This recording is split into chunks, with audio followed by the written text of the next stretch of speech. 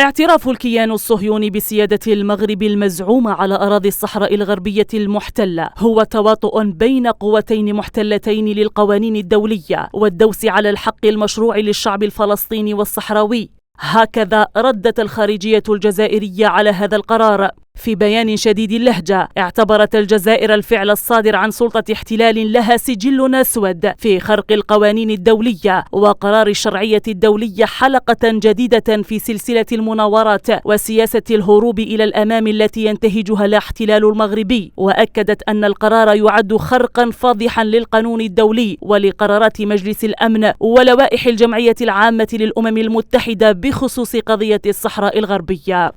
اعتراف الكيان الصهيوني لقوة الاحتلال المغربي بالسيادة المزعومة على الصحراء الغربية هو أمر غير ذي جدوى من الناحية القانونية ولا يغير شيئا في جوهر القضية الصحراوية.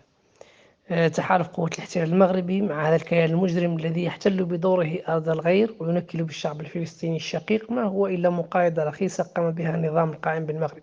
في الوقت الذي يدعو فيه محمد السادس رئيس الوزراء الصهيوني بنيامين نتنياهو لزيارة المغرب، تصف الجزائر اعتراف الكيان الصهيوني بصفقة مفضوحة لا يمكنها بأي حال من الأحوال إضفاء الشرعية على احتلال الأراضي الصحراوية، ولا يمكنها المساس بحق الشعب الصحراوي غير القابل للتصرف ولا السقوط بالتقادم في تقرير مصيره طبقا لقرارات مجلس الأمن ولوائح الأمم المتحدة والاتحاد الإفريقي.